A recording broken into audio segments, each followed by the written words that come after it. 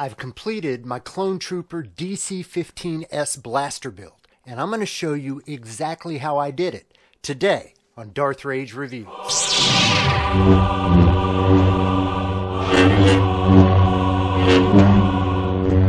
Evacuate? In our moment of triumph? I think you overestimate their chances. Greetings, Force fans, and welcome to another episode of Darth Rage Reviews, your source for the Force. Guys, if you haven't, please hit that subscribe button. Go ahead and hit that bell, notification bell, because you want to know when I'm posting videos, and I am dropping videos all the time. I will appreciate it if you hit subscribe. Lots of good content. If you like Star Wars, you're going to like this channel. All right, so today I've completed my Clone Trooper DC-15S Blaster build. I purchased this file from Galactic Armory. If you guys have not checked out Galactic Armory, please go check out their YouTube channel. They've got awesome videos on all kinds of Star Wars props, armor, a lot of clone stuff, different things like that. But I purchased this from him. I got the build in. It was a plain, just 3D build in pieces. Show you a picture of what it looked like when it came in. And then I spent a couple days completing it. It was quality print, so it really took me no time at all to sand it and get the painting done. I did it over the course of 2 days, and I ended up with this. So this was the finished product. I'm very, very happy with what I've done. It's nicely weathered, fully painted, but yeah, this thing is cherry. So, and don't worry guys, I will put some pictures up later on in the video to guys, I know that this is not the best lighting here, but put some pictures up so you can get some really good close-up shots of the work that I've done here. So, let me take you through the process. I did videotape the entire process, so going to show you what this process looks like. If anybody's been wanting to get into this kind of thing, you don't need a 3D printer. There's plenty of places out there that will sell 3D prints for you. A lot of them will finish them, but a lot of them will send them to you unfinished for much cheaper. You can save a whole lot of money by doing this yourself, and it really is a whole lot of fun. I get a whole lot of satisfaction out of it. So let me take you guys through the process on how I turned a white piece of plastic into the clone's preferred rifle. So let's take a look. All right, so like any good project, this one starts with sanding. A lot of sanding. So I like to start with like a 100 grit, maybe a 220, but usually start with a 100 grit sandpaper, and then I just go to town on the whole thing. This one didn't require a whole lot because it was a good print. So then there's a hole in it, and I got a wooden dowel that really adds support to it. You insert that wooden dowel into it, and I did that and glued all of the pieces together. So for this build, I used just standard super glue. It's really the easiest thing to work with. When you're gluing together something 3D print, it dries really quickly, so you don't have to hold it together very long. This one I didn't even need any clamps on anything because the pieces all snap together very well. So got all these in there. This maybe took me 10 minutes to get these all in. The sanding probably took me a good hour before this. But again, all told, not a whole lot of pre-sanding comparatively to the other 3D builds that I've finished. So I got all of these pieces glued together, and that's when the fun begins. That's when you start painting. So my first step is to hit it with some filler primer. So the filler primer does two things. It fills some of the print lines that are left, and it shows you really where you still need to sand. So this process goes on a couple times. I do it thin coats. You never want to really paint a whole lot onto it. So you filler primer, then you let that dry, and then you check it over and see where you need to sand. So it's going to, kind of show you the places that the lines are still visible. Once that all fills in, you'll see there's some on the back there, some on the side, some there on the gun clip and the barrel as well. So I really need to go to town and sand the whole gun, but relatively it's not that big a thing. So this one I go down to a 220 grit on this, and again it's a whole lot of sanding. So this sanding probably took me all told about an hour and a half to get it all done. and sand the whole thing. And that was 3 times because I filler primed, sanded, and filler primed again. So after that whole process, which was a day's work, I did lay the first coat of black on there, and the same thing. So you'll see some places the black starts to kind of guck up and gum up.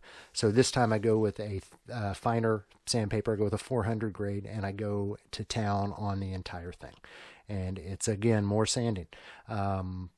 If you guys have ever done a 3D print finish, you understand there is a whole lot of sanding involved, and you kind of move up in the grades of sandpaper. This is actually the finest grade that I used. I didn't really need to go any finer on this because it's going to be a rough build. So it's sand, paint, sand, paint, sand, paint again. So the process takes a couple days. Yes, I am wearing Argyle socks, Mickey pajamas, and an Auburn jersey there. You're welcome. The sanding, painting. Then the fun part begins. After the third or so coat of black, and I felt like everything was looking good, then it's time to get to the detail paint. So there's a couple pieces of copper on the DC-15S. That little front bolt there on that hinged, I guess that's the stock, the hinged stock, that, and then there's 2 other places on the front there that are also that copper bronze color. So I'm just using a copper model paint that I had, and I paint that up, and you got to do that really on both sides. And it's okay, if you spill a little bit, you just kind of wipe that stuff out of the way. Very, very simple. So I got all technically 6 places because there's 3 on one side and 3 on the other side, and I get to fill all those in. Now this detail painting, this really is the most fun for me. This is where the project gets to be a lot of fun. The sanding and general painting can be tedious. It can be frustrating.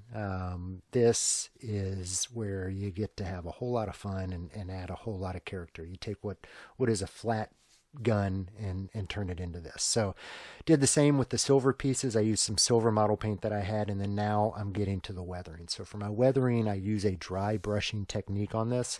So I get some of this metallic paint, acrylic paint on there, and then I get as much of the paint off of the brush as I can, and then I just come through and do some dryish strokes on the whole thing. And basically you're just wanting to simulate kind of where the paint of the gun has worn off, and that's going to be the metal shining through. What I love about this process is it starts, it just kind of doesn't really look like anything at first, and then the more you add, you kind of feel the weathering come out, and the character and the life of the model come out. And it just it really adds the texture to it. So you don't ever want to use too much paint on it, but if you do, it's not a problem. You can wipe it off, and start over. And it really that's what I like about a weathered piece. It's very forgiving of mistakes. So all told, this process I think took me about 30 minutes, maybe 45 minutes to do. But again, I'm just hitting all the edges. Any part that would kind of rub or have hands on it, and you see I messed up there, but just wiped it off. It's quite simple. But it's a really fun process. The weathering for me is where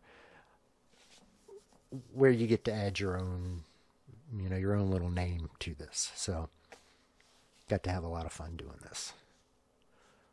And again, all I'm using is a acrylic. This one isn't even a model paint. This one I stole from my daughter. I hope she doesn't watch this because she'll probably steal it back. But it's just I think it's called acrylic metallic.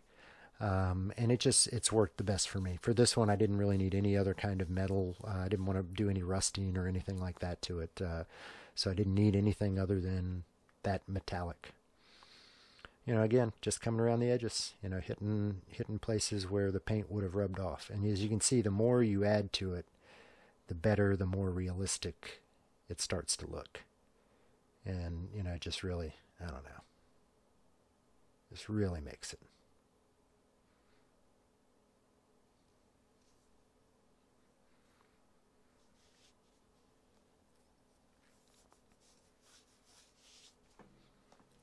you know, and I think you can go too far on the weathering. You know, you want to keep it tasteful, keep it subtle. But, you know, to each their own.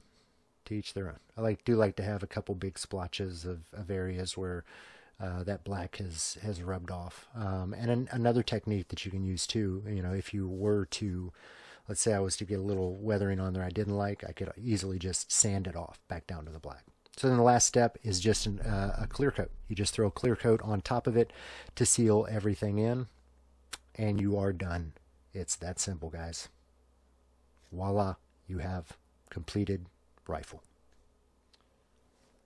And that's it. That was the process in its entirety. You know, it's really not a difficult thing. You just need some spray paint, some glue typically, lots of sandpaper, and a whole lot of time. And that's really all it takes to do this kind of thing.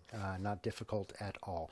So let me show you guys some pictures, pop some pictures up here of the finished product, just so you can see the details of what it looks like, you know, up close. Because I know this video is, you know, not the best with the lighting to see. Plus you're trying to look at a black object, and black tends to soak up the light. So it's really hard to show this on the video camera, but these pictures, you know, kind of give you some of the details. So let me know what you guys think in the comments. How'd I do? How'd I do on the DC-15S? Again, this is the preferred rifle of the clone. They used the handgun, the DC-15. They used the DC-15A, which is their long rifle, and then the DC-15S, which was a shorter rifle, higher rate of fire, but, you know, shorter range. So preferred weapon, and it's going to be my preferred weapon of my clone once I get that built. I do also, you know, like I said, I've gotten, I don't know if I've said this, I've gotten the boots in. So I've got my clone boots in. I've also gotten the clone neck seal in as well. So all I'm waiting on now for the clone build to really, you know, get full in gear is the replacement armor pieces, which should be within the month. And then the helmet, which I just got notification cleared customs in Australia and should ship any day now. So that's another step in the clone build complete for me. I thank you guys for kind of being here with me for it. Stay tuned because there will be lots more videos to come. As always, guys, I am Darth Rage. This is Darth Rage Reviews, your source for the Force. I felt a great disturbance in the Force, as if millions of voices suddenly cried out in terror and were suddenly silenced.